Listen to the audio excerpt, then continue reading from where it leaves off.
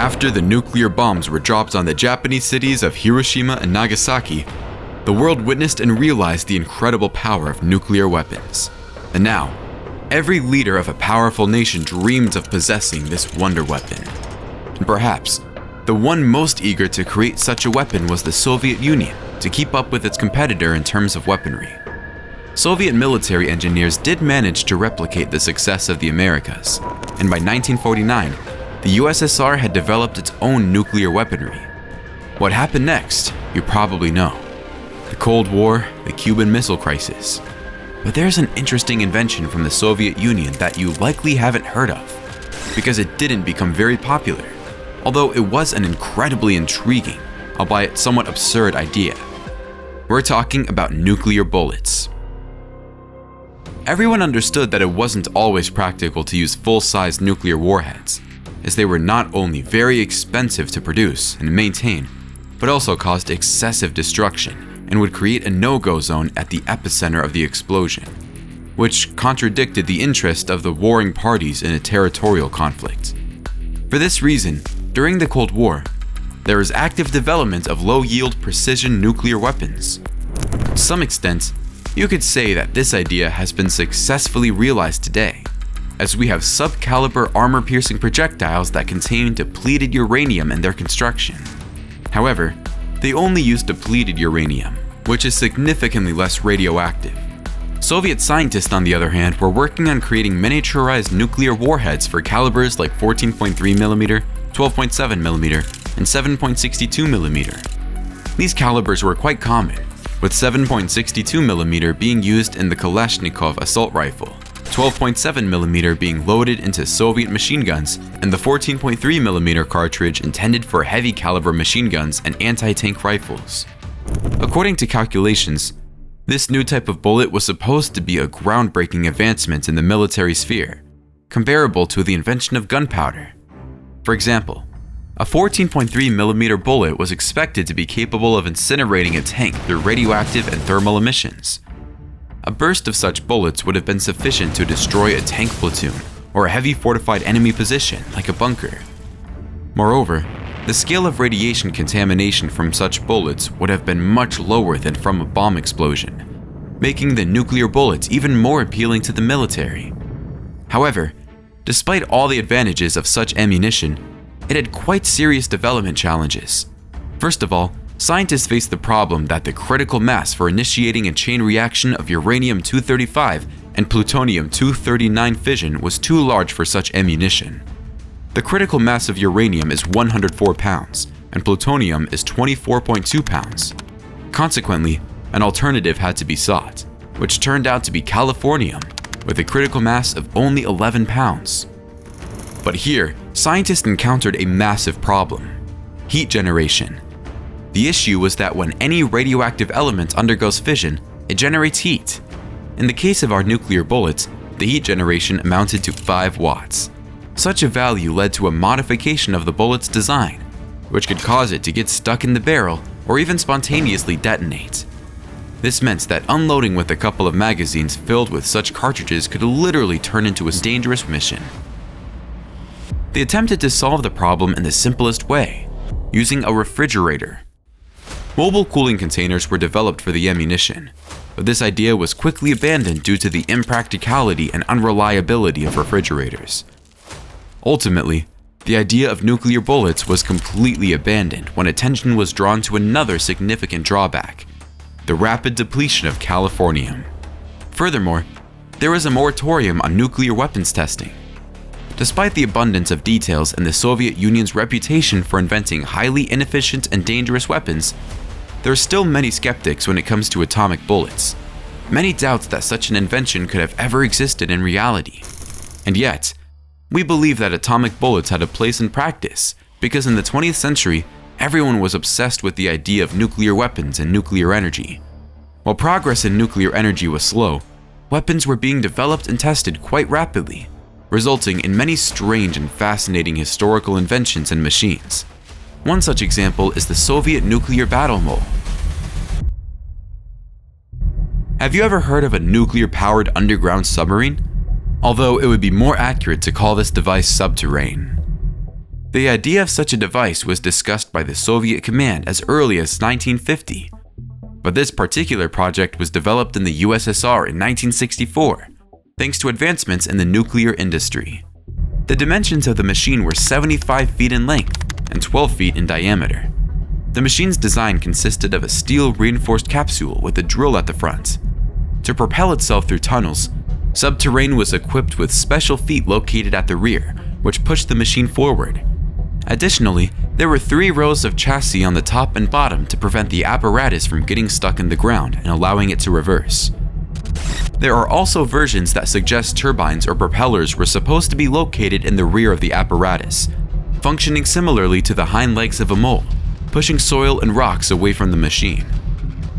The machine had only 2 combat tasks: the destruction of enemy nuclear warheads in the underground launchers and the covert delivery of an underground nuclear warhead to enemy military bases or cities. As far as you know, the main enemy of the USSR has always been the USA, which is located on another continent. This means that Subterrane had to be capable of diving to depths greater than 14,042 feet, which is the average depth of the Pacific Ocean. Unfortunately, we will never know for sure the real capabilities of this apparatus, as it was never put into serial production, and its trial run was extremely unsuccessful. During tests in the Ural Mountains, the prototype of machine exploded, claiming the lives of 5 crew members. After this incident in 1964, the project was abandoned and its development officially ceased. Moreover, many historians are very skeptical not only about the existence of such a machine, but also about the idea that its production was seriously considered at some point. The walking bunker and Alexienko could be considered one of the most foolish and impractical military inventions. And perhaps it's a good thing that this project was never implemented in practice, as all adversaries would simply drop dead from laughter upon seeing this monster. But let's take a closer look at the technical specifications, design, and features of this invention to better understand our skeptical attitude toward it. The idea of the walking bunker was introduced in 1942 by engineer Alexienko from the Magnitogorsk metallurgical plant. Surprisingly, this project initially garnered significant interest from the military authorities. It quickly made its way to the chief of the main armored vehicle department, and even a prototype of the machine was approved. Now let's clarify why we're equating the walking bunker to a tank. A tank is typically defined as a self-propelled vehicle, often tracked, equipped with cannon and additional armaments. Since the walking bunker is a self-propelled apparatus with cannon and machine gun armaments, and the presence of a tracked chassis is not mandatory for classification, but is prevalent in this class of combat vehicles, we can confidently classify it as a heavy tank. The construction itself was meant to be a streamlined bunker made of 200mm thick armored steel. This armor thickness had a significant impact on the weight of the structure, which amounted to 99,000 pounds, already categorizing the invention as a heavy tank. In terms of dimensions, the bunker measured 9.8 feet in width, almost 16.4 feet in length, and 3.2 feet in height. These dimensions were smaller than those of a classical heavy tank, severely limiting the placement of guns, crew, and the engine compartments. The engine chosen for this apparatus was the Gaz M11, which is quite surprising, as its power output is a mere 76 horsepower, which sounds laughable compared to the 500 horsepower engine of the KV-1 tank, which weighed 104,000 pounds. However, this choice of engine was justified by the fact that the walking bunker was not meant to actively maneuver on the battlefield, and therefore did not require increased power. Now onto the most interesting aspects: the locomotion and armament of the walking bunker. As the name suggests, the unique feature of this design was that the machine was supposed to walk on its own 2 legs. The legs themselves were nothing special in terms of design. They were simply armored steel supports that could be lowered and raised by an axial mechanism. With the help of these legs, the bunker could move forward at a maximum speed of 1.2 miles per hour, rendering the walking bunker practically useless in the dynamic conditions of a battle. The bunker was supposed to be equipped with a 76mm gun, with a supply of 100 rounds as its main weapon, and 3 DT machine guns as additional armaments. This could be considered one of the strengths of the design, as such armaments could theoretically be effective in almost all situations, except for enemy aircraft. So why are we skeptical about this invention? After all, a mobile bunker with 200 millimeters of armor and powerful armament seems like a formidable means of holding positions and advancing on the battlefield. In reality, the fact that the project never made it to production already speaks to its impracticality. Furthermore, if we assume that the walking bunker was indeed used in combat, it would likely have little function difference from a conventional static bunker.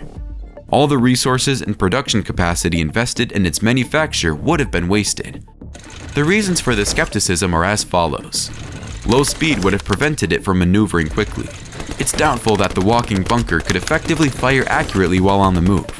There was a high chance of becoming surrounded by the enemy and being captured. Helplessness regarding aerial targets.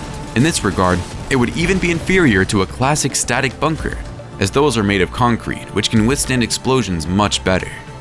Additionally, bunkers are often situated deeper within the defense, allowing them to be protected by anti-aircraft defenses. The walking bunker and Alexienko perhaps serves as a good example of how Soviet engineers love to experiment. In the future, their focus shifted from the military sphere to space, where they also came up with things that would hardly even occur to a sane person in their dreams. Many have likely heard of the two dogs, Belka and Strelka, who were the first dogs to be sent into space in 1960. At the time, this was a significant breakthrough, as they were the first animals to complete an orbital spaceflight and return safely to Earth. Unfortunately, the success of this experiment triggered a chain of inhumane experiments on dogs that are hard to even fathom in our time. In the USSR, even before this, numerous experiments were conducted with the aim of sustaining brain function in critical conditions, such as head separation from the body. However, after 1960, these experiments acquired a clear purpose: to create new high-tech weaponry. The first result of this development in this field was the life-preserving machine, created in 1963, was a system of valves and mechanisms directly connected to blood vessels in a dog's head, providing circulation and oxygenation to the brain. It also involved a connection to the spinal cord for neural signal transmission. You might naturally wonder, how do experiments on dogs relate to the invention of weapons? In fact, they are directly connected to it, as a dog connected to a preserving machine was intended to become the operator of a combat suit known as Storm. Externally, the suit resembled something from the Fallout game series: a large rounded torso, relatively small legs compared to the rest of the structure, and enormous manipulator arms that strongly resembled the protection robots from the game. Storm had a robust armored body made of steel, capable of withstanding significant pressure changes, critical temperatures, and resistance to acidic and chemical exposure.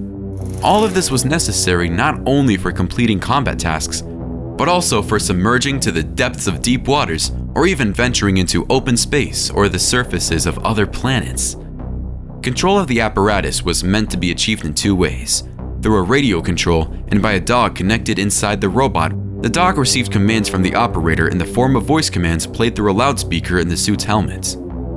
The suit's power system was to be powered by a nuclear battery, similar to those used in space vehicles.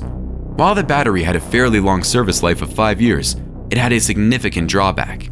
The radiation level inside the suit was so high that it essentially made the dogs disposable, as they received a lethal dose of radiation during a single piloting session, rendering any subsequent treatment meaningless. It's highly unlikely that a robot like Storm was ever produced, let alone tested. Most likely, the idea remained on paper only, despite the technological race between the USA and the USSR during the intense space race from 1957 to 1988. During that time, each superpower wanted to be the first in space, and eventually the first on the moon. For this pursuit, neither side spared time, money, nor human lives. The machines we're about to discuss now could be attributed to one of these inventions vying for primacy in this race, as it looks rather space-age, a tank with a jet engine. But no, this tank wasn't the fastest, and it couldn't fly. Progvev T had a very specific purpose. The basis for this new development was the T-55 tank, and the choice of this model wasn't arbitrary. The T-55 was a widely produced serial tank model with a robust chassis and a powerful engine. This allowed for minimal modifications to the tank's overall structure to install the engine from the MiG-15 fighter jet on its turrets. The operating principle was based on the immense power of the jet engine, whose thrust could overturn cars, and therefore was quite effective in clearing vast areas of gravel and sand, which predominantly made up the landscape in Afghanistan. Using the jet stream, it was possible to uncover many landmines planted by the enemy and quickly neutralize them. This not only saved time, but also conserved human resources. We don't know for sure how effective or widespread these machines were from 1979 to 1989. However, we can assume that this design looked much more intimidating than most combat vehicles. ProgVev-T could be considered the most benign invention in our list from the USSR. After all, it wasn't designed for eliminating enemy personnel or destroying anything. Which of the Soviet military inventions did you find the most interesting? Share your thoughts in the comments. If you enjoyed the video, please like and subscribe to the channel. If you want to learn more about these inventions, we've provided all the source links in the description, as well as a link to our Patreon page if you'd like to support our channel. See you soon!